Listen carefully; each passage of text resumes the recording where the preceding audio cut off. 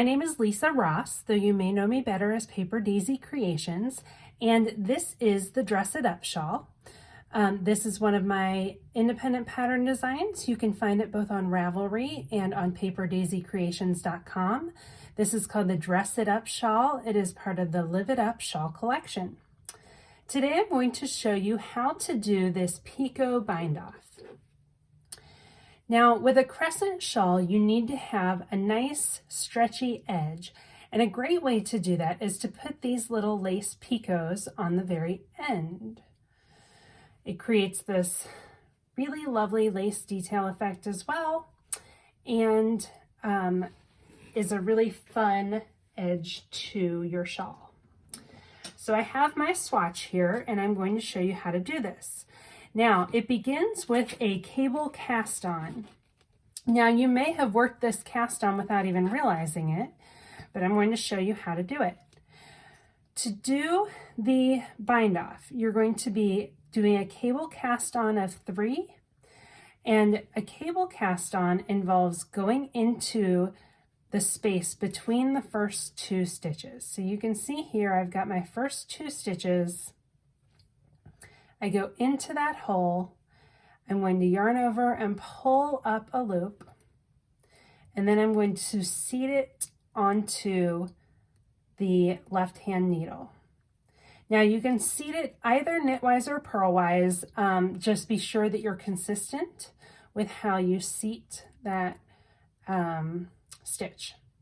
Okay, I'm going to cast on another one, but this time I have to go between these first 2 stitches. So let me show you that again in slower motion. I go into that space. It's a little bit harder because that yarn wants to move around on you. Go into the space between the 2 stitches, yarn over, pull up a loop, and put it onto the left needle.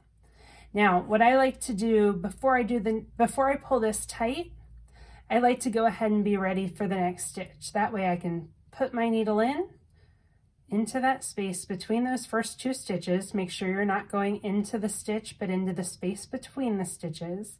Now I can snug it up a little bit and pull out the next stitch. So now I have cable cast on 1, 2, 3 stitches. I'm gonna snug that up. Now you do need to be sure that those stitches don't overlap each other. You need to keep them in this order. I find that holding them with my left finger works well for keeping them in 1, 2, 3 order, but you'll need to do whatever works for you. So now I need to bind off 5 stitches. So I've cable cast on 1, 2, 3, and now I'm going to bind off 5.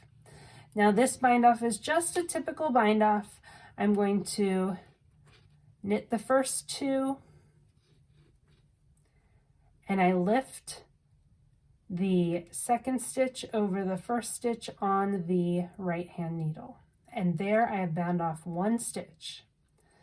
I knit the next stitch, then I lift the second stitch over the first stitch, that binds off 2, and I knit the third stitch, I bind that one off. Okay, so at this point I have bound off 3 stitches. That would be the very first stitch that was on my needle plus the 3 stitches that were cable cast on. I know that equals 4 stitches, but I still have 1 left on my right hand needle. So remember, with binding off, we had to start off by knitting 2 and binding off 1. So I still have 1 on my needle, and I need to bind off 2 more, but you'll see at this point that there will be a little bit of a space. So you know you've bound off 3 and you have 2 more to go. Sorry, I've got this little extra tail from my swatch in the way. I'm going to knit the next stitch. I lift the right stitch over. That is stitch number 4 bound off. And I'm going to knit 1 more and bind that off. And so now I have bound off 5 stitches. I put that first stitch back on the left hand needle, and I'm ready to work my cable cast on once again. So I'm going to cable cast on by going in the space between the first 2 stitches, pulling up a loop, situating it on the needle. And again, it helps to use this finger for support and to leave that stitch a little bit loose until you have reached through to pull up your second stitch, and at that point you can snug it up.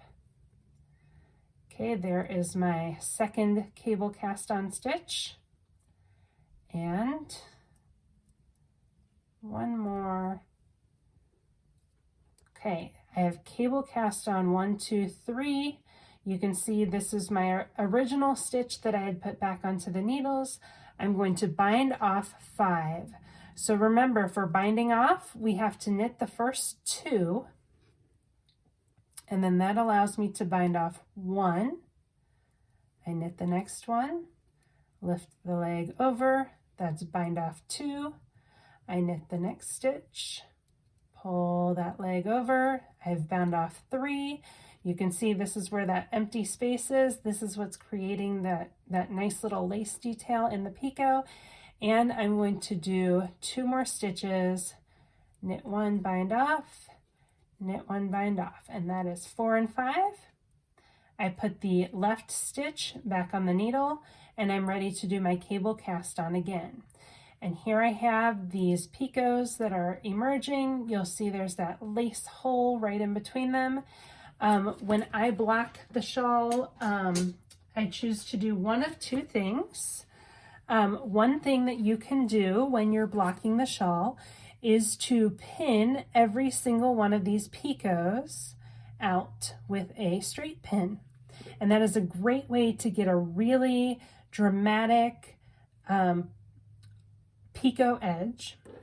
What I did for this shawl, so I actually did that on my Autumn Mist shawl pattern, but for the Dress It Up shawl, what I did instead, it gave a subtler picot approach, and that was to take a blocking wire and wire it through all of these holes in the picots and block the wires into the curved shape instead of the individual ones. Although when I got to this end, I did have to use some pins for that final curve, just because it's a little too curvy for the blocking wires. So again, this is the Dress It Up shawl pattern, available both on Ravelry and paperdaisycreations.com. It's part of the Live It Up shawl collection. And my name is Lisa Ross, and I hope you'll join me with your knitting.